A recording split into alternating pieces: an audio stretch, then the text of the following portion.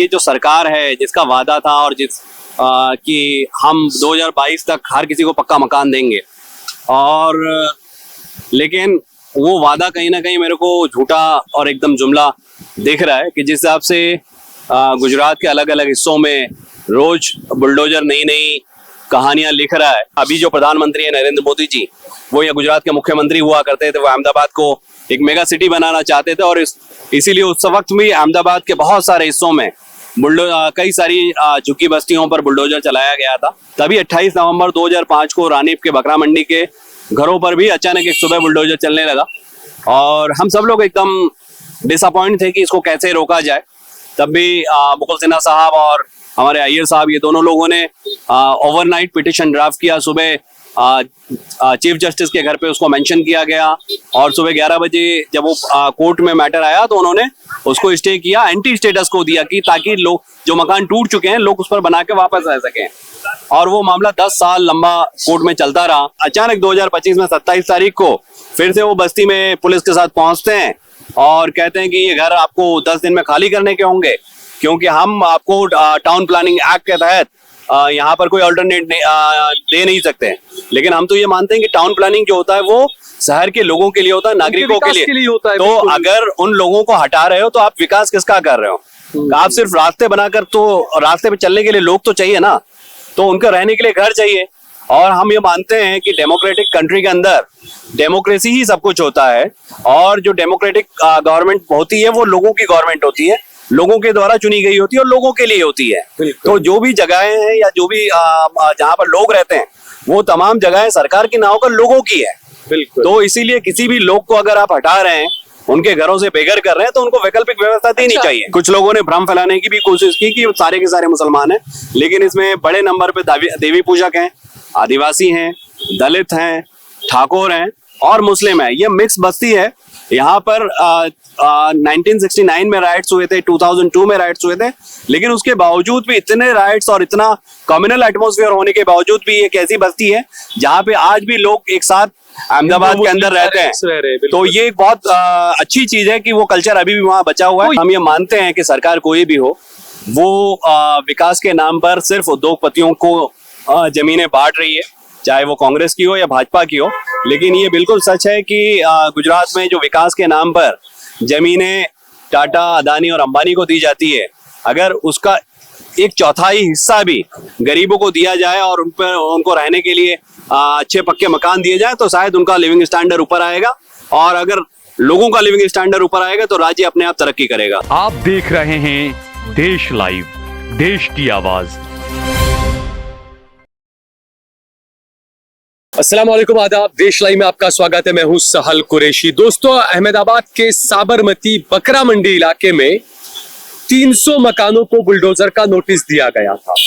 मामला काफी पुराना है।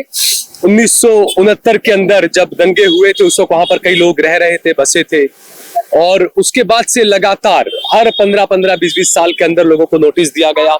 2004 में बुलडोजर भी पहुंचा था वहां पर। उस वक्त भी एडवोकेट शमशाद पठान वहां पर मौजूद थे। एडवोकेट मुकुल सिन्हा उस वक्त हुआ करते थे, स्वर्गीय मुकुल सिन्हा साहब। उसके बाद 2015 में, फिर 2022 में लगातार इन 300 मकानों को टारगेट किया गया। एक तरह से म्युनिसिपैलिटी ने बार बार नोटिस दिया, कहा कि आपको खाली करना होगा, हमारा टाउन प्लानिंग का प्रोजेक्ट है। मामला एक बार फिर से खड़ा हुआ 2025 में। नोटिस दिए गए 10 दिन के। 300 मकानों को कहा गया कि 10 दिन के अंदर आप मकान खाली कर दीजिए, आपके मकानों पर बुलडोजर चलाना है। एक बार फिर से मामला हाईकोर्ट पहुंचा।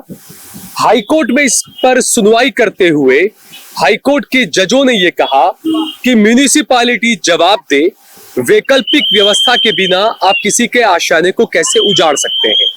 एडवोकेट शमशाद पठान शुरू से इस मामले में रहे हैं। एडवोकेट शमशाद पठान से हम बात करेंगे। शमशाद भाई, जिस तरीके से रानी बकरा मंडी का जो ये मामला है, मुझे याद है 2004 में भी आपने ये मामला उठाया था, 2015 में, 2022 में भी मैंने रिपोर्टिंग की थी उस्मानपुरा में, जब काफी लोग वहां के जमा हुए थे। म्युनिसिपैलिटी के अधिकारियों ने डॉक्यूमेंट्स मांगे थे कि आप डॉक्यूमेंट दीजिए, वैकल्पिक व्यवस्था करेंगे या जो भी। एक बार फिर से 2025 में ये मामला खड़ा हुआ, हाईकोर्ट पहुंचा है मामला, क्या कहेंगे आप?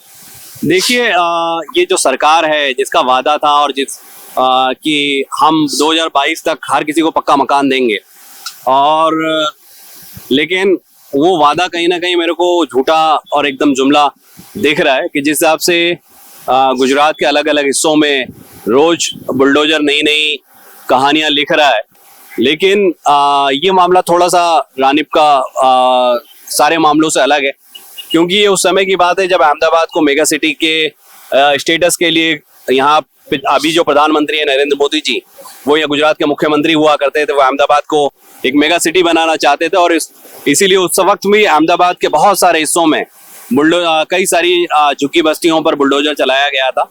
और उस वक्त हमारे सीनियर डॉक्टर मुकुल सिन्हा साहब थे और उन्होंने अहमदाबाद के कई सारे हिस्सों में स्टे लिया और लोगों को अल्टरनेट दिलाया।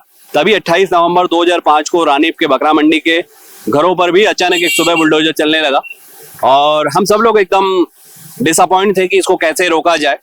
तब भी मुकुल सिन्हा साहब और हमारे अय्यर साहब, ये दोनों लोगों ने ओवरनाइट पिटिशन ड्राफ्ट किया। सुबह चीफ जस्टिस के घर पे उसको मेंशन किया गया और सुबह 11 बजे जब वो कोर्ट में मैटर आया तो उन्होंने उसको स्टे किया, एंटी स्टेटस को दिया कि ताकि लोग जो मकान टूट चुके हैं लोग उस पर बना के वापस रह सकें। और वो मामला 10 साल लंबा कोर्ट में चलता रहा और वहां तक लोग बड़े इत्मीनान से रह रहे थे। कॉर्पोरेशन ने 2015 में आके एक एफिडेविट कॉर्पोरेशन के अधिकारी ने दिया है जो रिकॉर्ड पे आज भी मौजूद है कि हम तमाम लोगों को, जो लोग भी 2010 से पहले सरकार की जो पॉलिसी है उसके मुताबिक अगर वहां पे उनके पास डॉक्यूमेंट होंगे तो हम उन सबको घर देंगे, उसके बाद ही यहाँ पर रोड का इम्प्लीमेंटेशन करेंगे। लेकिन वो हुआ नहीं।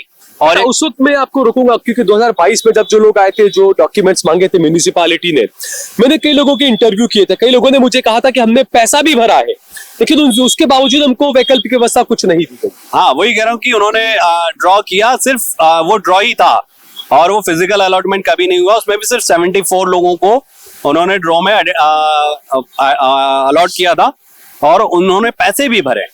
वो 74 लोगों में से ज्यादातर लोगों ने पैसे भरे और बहुत सारे लोगों ने पूरे पैसे भर दिए जो कॉर्पोरेशन ने कहे थे। लेकिन उनको आज तक उन मकानों का कोई फिजिकल अलॉटमेंट नहीं हुआ। और 2022 में फिर से उनको नोटिस मिला कि आप अपने कागज जमा करवाइए और बताइए कि आप 2010 के पहले से यहाँ रह रहे हैं तो हम आपके ऑल्टरनेट के लिए सोचेंगे। और उनसे ये भी कहा गया कि आप ऑरल सबमिशन करना चाहते हैं तो भी हम आपको सुनने के लिए तैयार हैं।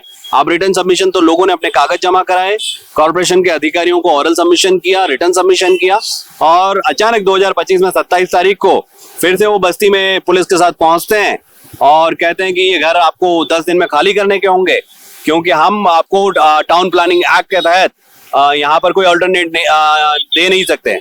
लेकिन हम तो ये मानते हैं कि टाउन प्लानिंग जो होता है वो शहर के लोगों के लिए होता है, नागरिकों के लिए होता है। तो अगर उन लोगों को हटा रहे हो तो आप विकास किसका कर रहे हो? आप सिर्फ रास्ते बनाकर, तो रास्ते पे चलने के लिए लोग तो चाहिए ना, तो उनको रहने के लिए घर चाहिए। और हम ये मानते हैं कि डेमोक्रेटिक कंट्री के अंदर डेमोक्रेसी ही सब कुछ होता है और जो डेमोक्रेटिक गवर्नमेंट होती है वो लोगों की गवर्नमेंट होती है, लोगों के द्वारा चुनी गई होती है और लोगों के लिए होती है। तो जो भी जगहें हैं या जो भी जहाँ पर लोग रहते हैं वो तमाम जगहें सरकार की ना होकर लोगों की है। तो इसीलिए किसी भी लोग को अगर आप हटा रहे हैं, उनके घरों से बेघर कर रहे हैं, तो उनको वैकल्पिक व्यवस्था देनी चाहिए। ये शमशाद जो 300 मकान जो बताए जा रहे हैं, ये सभी के सभी 300 मकान मुसलमानों के ही है? नहीं, ये कुछ लोगों ने भ्रम फैलाने की भी कोशिश की कि सारे के सारे मुसलमान हैं, लेकिन इसमें बड़े नंबर पे देवी पूजक हैं, आदिवासी हैं, दलित हैं, ठाकुर हैं और मुस्लिम है। ये मिक्स बस्ती है। यहाँ पर 1969 में राइट्स हुए थे, 2002 में राइट्स हुए थे, लेकिन उसके बावजूद भी इतने राइट्स और इतना कम्युनल एटमॉस्फेयर होने के बावजूद भी एक ऐसी बस्ती है जहाँ पे आज भी लोग एक साथ अहमदाबाद के अंदर रहते हैं। तो ये एक बहुत अच्छी चीज है कि वो कल्चर अभी भी वहाँ बचा हुआ है। तो ये कल्चर ही कहीं ना कहीं अखर रहा है। कुछ लोगों को, जो नफरत के पुजारी जिसे कहा जाता है, उनको ये कल्चर अखर रहा है कहीं ना कहीं। ये बिल्कुल अभी तक ऐसा खुल के कहीं कुछ किसी ने कहा नहीं है, लेकिन मैं मानता हूँ कि जब पूरे गुजरात का माहौल एकदम गंदा हो चुका है, एकदम जहरीला हो चुका है, वैसे समय पे रानी बकरा मंडी में एक आबादी इस तरह से रह रही है कि जहाँ पे तमाम तरह के लोग हैं और एक दूसरे के त्योहारों को मिलजुल के वो मनाते हैं। शमशाद, कहीं ना कहीं ये विकास के नाम पर अपनी गंदी राजनीति खेली जा रही है, क्योंकि हमने देखा अक्सर कि जहां नरेंद्र मोदी जब मुख्यमंत्री थे उसके बाद से आज तक हमने देखा, अब तो प्रधानमंत्री बन गए, कि विकास के नाम पर, हालांकि नरेंद्र मोदी ये वादा करते हैं, ये दावा करते हैं कि जहां पर झुग्गी झोपड़ी वहीं पर पक्का मकान बना कर दूंगा मैं, लेकिन दूसरी तरफ विकास के नाम पर जो वोटर्स हैं, जो मुस्लिम वोटर्स हैं या जो कांग्रेस के वोटर्स हैं, कहीं ना कहीं उनको डिस्टर्ब किया जा रहा है विकास के नाम पर। ऐसे ऐसे इलाकों में उनको उठाकर फेंक दिया जाता है जहां पर उनके वोट की कोई कीमत ही न बचे। देखिए, मैं इसको तो मैं वोट पॉलिटिक्स से देखता भी नहीं हूँ, क्योंकि मेरे लिए ये प्योर मानवाधिकारों का मामला है और लोगों के राइट टू लाइफ का मामला है, आर्टिकल 21 का मामला है। और हम ये मानते हैं कि सरकार कोई भी हो, वो विकास के नाम पर सिर्फ उद्योगपतियों को जमीनें बांट रही है, चाहे वो कांग्रेस की हो या भाजपा की हो। लेकिन ये बिल्कुल सच है कि गुजरात में जो विकास के नाम पर जमीनें टाटा, अदानी और अंबानी को दी जाती है, अगर उसका 1/4 हिस्सा भी गरीबों को दिया जाए और उन पर उनको रहने के लिए अच्छे पक्के मकान दिए जाए, तो शायद उनका लिविंग स्टैंडर्ड ऊपर आएगा। और अगर लोगों का लिविंग स्टैंडर्ड ऊपर आएगा तो राज्य अपने आप तरक्की करेगा। अच्छा, आखिरी सवाल कि हाईकोर्ट ने जो म्युनिसिपैलिटी से जो कहा है, उसमें क्या क्या अहम टिप्पणियां की है हाईकोर्ट ने? हाईकोर्ट ने बहुत प्राइमरी हियरिंग हुआ है, और जब हमारी तरफ से एडवोकेट अय्यर साहब जब बहस कर रहे थे, और उन्होंने कहा कि हमको सिंपल एक लाइन में इन्होंने ये कहा है कि टाउन प्लानिंग में ऐसा कोई प्रोविजन नहीं है कि लोगों को अल्टरनेट दिया जाए, तो तुरंत कोर्ट ने उस पर नोटिस जारी करते हुए ये कहा कि कॉर्पोरेशन इस पे जवाब दे कि वो क्यों इस तरह से बात कर रही है, कि जबकि टाउन प्लानिंग एक्ट के अंदर ये सेक्शन 122 में कहा गया है कि जब भी कोई पॉलिसी बने और उससे अगर लोग अफेक्ट होते हैं तो उसको प्रोजेक्ट अफेक्टेड मानकर लोगों को वैकल्पिक व्यवस्था देनी चाहिए।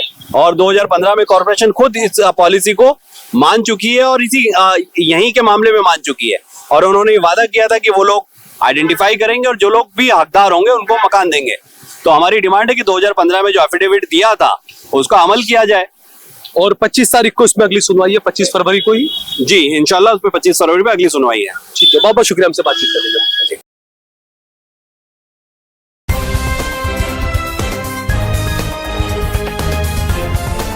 देश और दुनिया की तमाम छोटी और बड़ी खबरों के लिए हमारे चैनल को सब्सक्राइब करना न भूलें और बेल का बटन जरूर दबाएं।